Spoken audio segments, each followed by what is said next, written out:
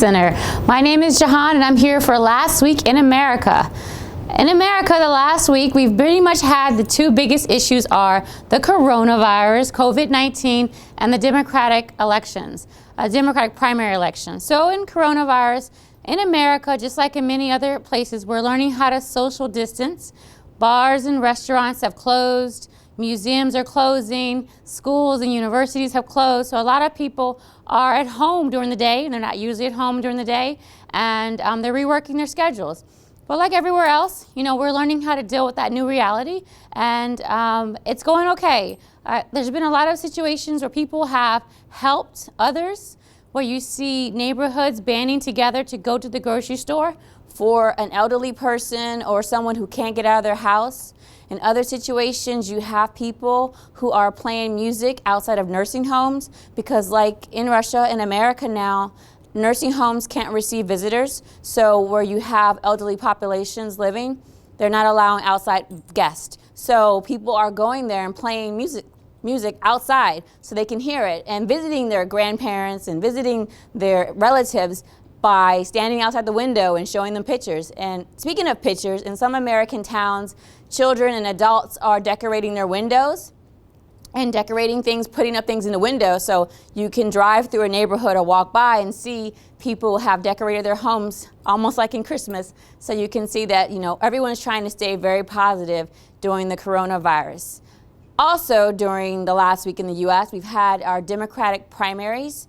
We had about 12 candidates in the beginning, and now we really have two candidates. We have Joe Biden, who was the vice president for President Barack Obama, and you have Bernie Sanders, who is no stranger to politics in America either. And it looks like the presidential candidate that's going to go against President Trump in 2021 might be Joe Biden, because Joe Biden won most of the primaries for the last week and a half. So that's a new development in the U.S. I'm looking forward to your comments and questions that you might have about the news in the U.S. for the last week.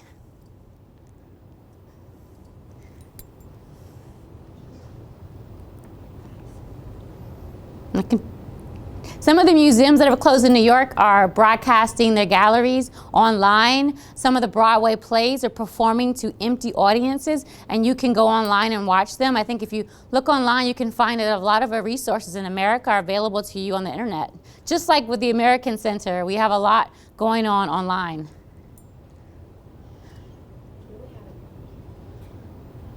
What are the chances of Joe Biden winning the elections? So there's a question about, will Joe Biden win the elections? You mean if he will win the Democratic primaries, or will he win against President Donald Trump in 2021? Oh, wow. If I knew the answer to that question, then I would also know a lot of other important things. I don't know, and I would hate to speculate what might happen. I think only time will tell in the next year what happens in the U.S. with politics. It's definitely going to be an exciting election to watch. No matter who is going against President Trump, it's going to be an interesting year to watch that election unfold. And we'll see in November who Americans pick for their next president, or continue to pick the president we have now. We'll see. Stay tuned. There is one question from Dmitry Churyaev. Are concerts canceled, and are the universities closed in America? So most universities in America are canceled right now. Some of them were on spring break when the coronavirus or COVID-19 started to escalate, and the school asked them to stay on their spring break longer. In some cases, they were told to come back to their dorms, the places where they live, and take your things home and go home. A lot of universities did close, and some of them moved to online. So some online classes are going on. Some students are able to talk to their fellow students and continue to work on projects through the internet, through different applications. But yes, I think the bulk of American universities are closed, as well as schools in most of the states in the U.S. have decided to go to a distance learning situation. Another question from the user with the nickname Aesthetic.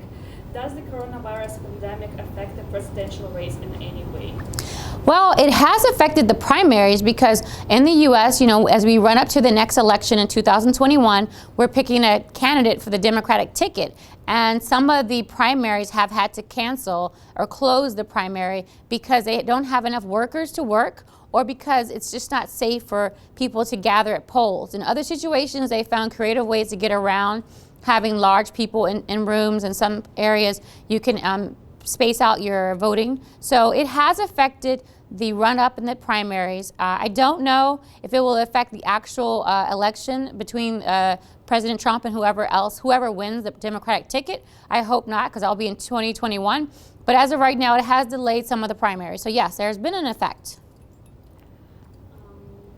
What are the precautions against coronavirus? What should people do? Don't touch your face. There are a lot of things that can prevent corona. I am not a doctor, and I can only speak as a mother and as a human being. The things we have to do are things you guys already know. We all know. Don't touch your face. Try not to wipe surfaces and shake hands and then touch your face, because the coronavirus, as we understand it, isn't spread through the air in the sense that you breathe it in, you pick up the respiratory droplets, and when someone sneezes or someone coughs on you, and then when they sneeze or cough into their hands or on a surface and you touch it. So if you wash your hands really well, that's something they've been doing in the US and all around the world, is picking songs that people like to wash their hands to. You need to wash your hands for at least 20 minutes. So you wet your hands, you put soap on your hands, and then you do this for 20 seconds. And you can sing happy birthday to yourself, and you just keep going. It takes 20 minutes, takes a long time.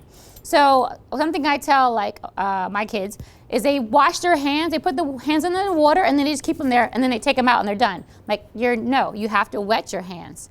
Put soap on your hands, rub your hands together. Then you wet your hands, then you dry your hands, and that is washing your hands. So if you practice good hand washing, and if you don't touch your face, you really decrease your ability to pick up all kinds of viruses and bacteria, not just corona, COVID-19. It helps you for everything. So there are people who are wearing masks and other things. I think you have to follow your doctor's suggestions and what the World Health Organization says. And in the US, we follow the Centers for Disease Control, CDC, as well as WHO. But those two things are really important: washing your hands and keeping your hands out of your face.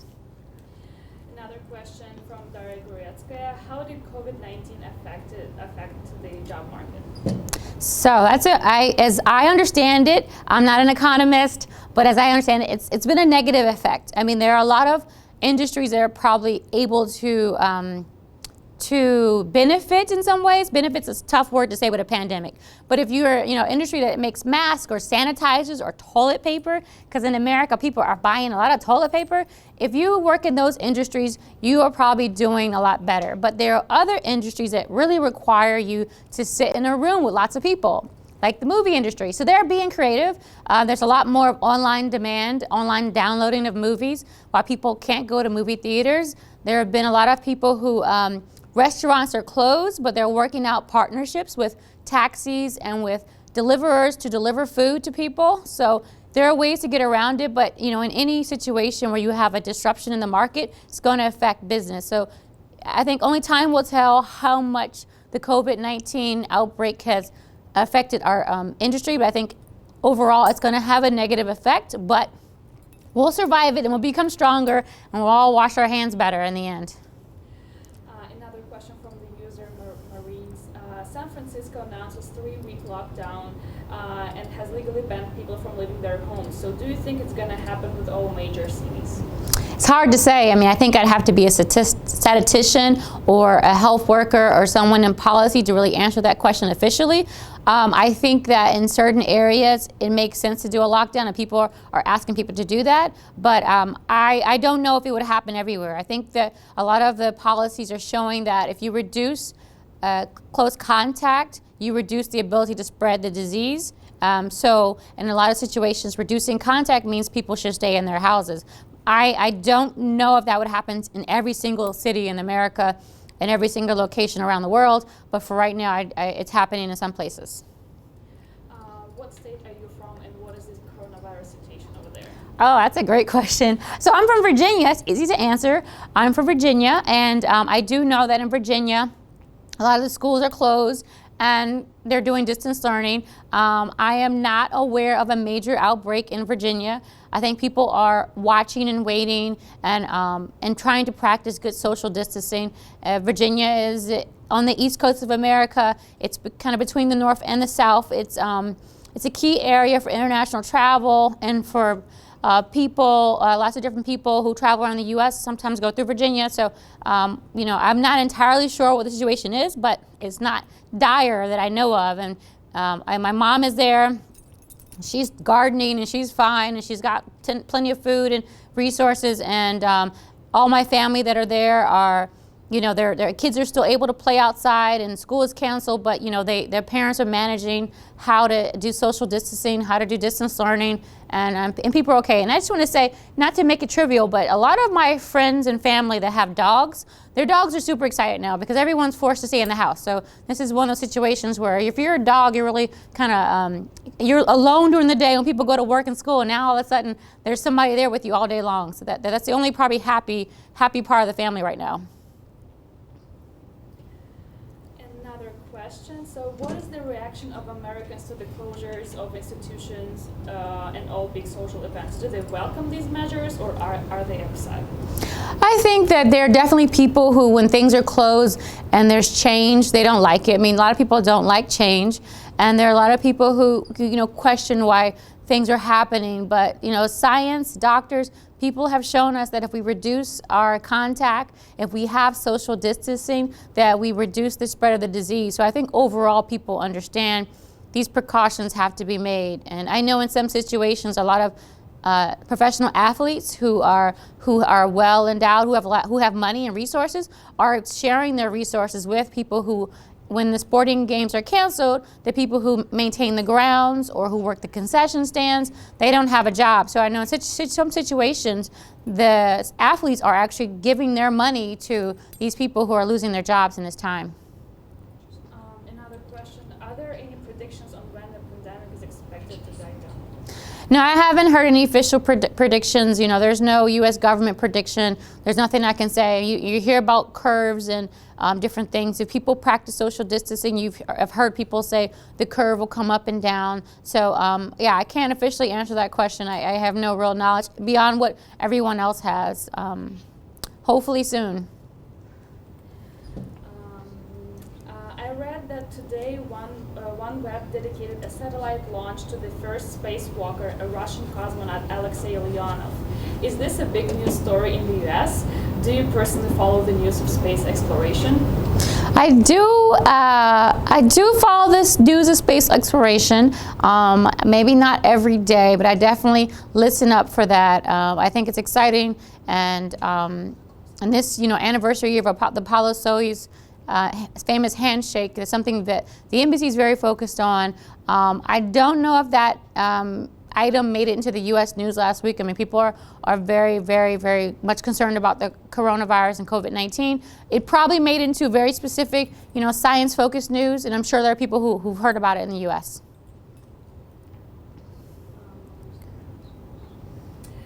Are people worrying about falling on stocks market? Yes, I'm sure there are some people who are worrying about this stock market, and you know, there are a lot of people who have their retirement or have the majority of their income kind of tied to the stock market. It is also just the nature of the stock market that it rises and falls. So whatever comes down eventually must come up. So I think in patience we'll see the stock market will rise again, and people will be okay eventually. Right now, thinking of what things to do at home. Can you give recommendations of TV shows to watch or books to read? What are your favorite movies or books? Oh wow! So I do a lot of Netflix. Netflix has a new series called Babies, which is all about these all these things we didn't know that babies could do in their mind and thinking. Where they do all these scientific studies. Books. I mean, there's so many books that I enjoy to read. I'm trying to think if I could find them in the Russian market. I go to Goodreads. It's a reading app, and I look and see what people have rated books, and I go and get whatever book is out that people are rating really high sometimes. I don't like to read reviews, but I just go and see what a lot of people are reading. I'm trying to think. I'm in a book club, and we all just kind of share the books that we read. TV shows. I just finished watching How to Get Away with Murder, which is, I watch anything on Netflix that I can watch in Russian with English subtitles. So I always I search for what's available in Russian with English subtitles. And I'm watching the unfortunate series of events, Liberty Snicket series of events for it. But yeah, that was a great idea. So I think I would just Google like what to do. I'm home. I'm also trying to, I ordered lots of puzzles. I'm buying puzzles because I don't want to just watch TV the whole time that I'm at home. And I also write on the side. So I've been writing some of the time I'm at home and trying to go through my pantry and find ingredients I have but I never used and bake and cook things, make banana bread and make things that take longer time to make that I normally don't work on, and cleaning up, spring cleaning, organizing your home. You know, yoga is always great, meditation. There's a lot of, the YouTube is amazing. So you can go on YouTube, you can go on master classes, you can go on the American Center's website, and there's a lot of resources. You can find things to do while you're at home. When international travel is restored, what travel destinations can you recommend? What are your favorite places to visit as a tourist in the world and in the USA? Okay, well, there's a lot that I want to see in Russia, so I'm pretty lucky that I still can move around Russia. So we have a lot of things we want to see in Russia.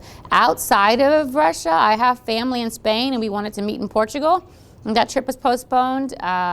I love traveling to South Africa, Cape Town. I mean, I like everywhere I've ever traveled to. Cyprus, Egypt, Morocco. You know, you name the country I've been to, I want to go back to it. And I've traveled all around Latin America. I've traveled all around the African continent and Europe, Asia. I mean, I want to go to a lot of the countries that are in Eastern Europe that I haven't been to yet. And in the U.S., okay, so where to go in the U.S.? The U.S. is also very vast.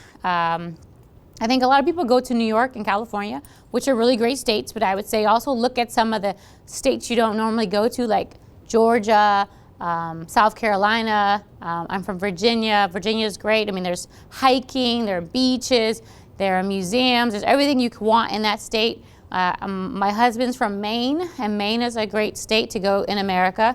Not as well, it's not as busy as New York. So you can go there and experience some parts of America that you don't get to see. You won't be with billions of people when you're walking around. I also suggest Arizona. I suggest traveling to the middle of the U.S. I mean, pretty much, I love Hawaii. Hawaii is amazing. I've never been to Alaska, but that's on my to-do list. I would love to go to Alaska. So you really can't go wrong. You can just spin the globe and put a dot and say, go there. Same thing in the U.S. Spin the U.S. map and go there. I think anywhere you travel, you can probably find something, a really cool town or something new to experience. Has the Senate's work stopped? I don't think so. They did stop allowing people to come in to Congress. We usually can have public access. You can go and listen to the hearings. In certain hearings, you can go and walk around the building. You could have lunch there. And I think they've restricted access to people who work there now, but they haven't stopped working.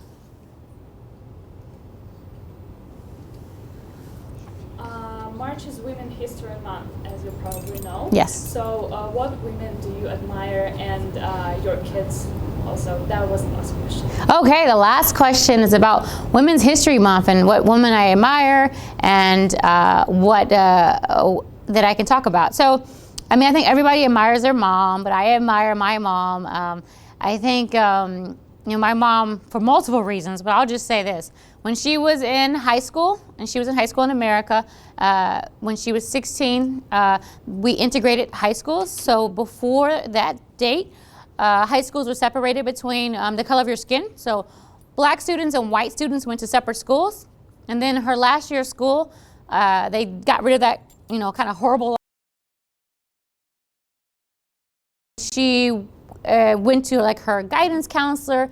The guidance counselor told her she would really never do anything in her life, so she should probably maybe try to be a secretary. And my mom went on to college and she got into law school, and she decided to become a teacher to work in education, special education, but she she tried really hard and worked really hard, and this was a very long time ago in the U.S., like 40 years ago, and in a time that luckily we have changed and we have moved from that. But I would say my mom would be my first, female hero, because she went through so much in her life and she persevered and tried really hard. So, kind of tying in the whole coronavirus, COVID-19, it's tough to stay in the house. It's tough to have our restaurants closed and cafes closed. It's tough to have your school closed or have to work from home. But, this is pretty easy compared to the stuff people had to go through 40, 50 years ago. Someone said to me, almost every generation has had to be challenged into going to a war. Now, our challenge is staying at home and trying to find something to do. So with the exception of people who are suffering from the disease or the actual virus, most of us just have to wait this out. So I think we're pretty lucky compared to our ancestors and our parents and our grandparents and our great-grandparents. So happy Women's Day.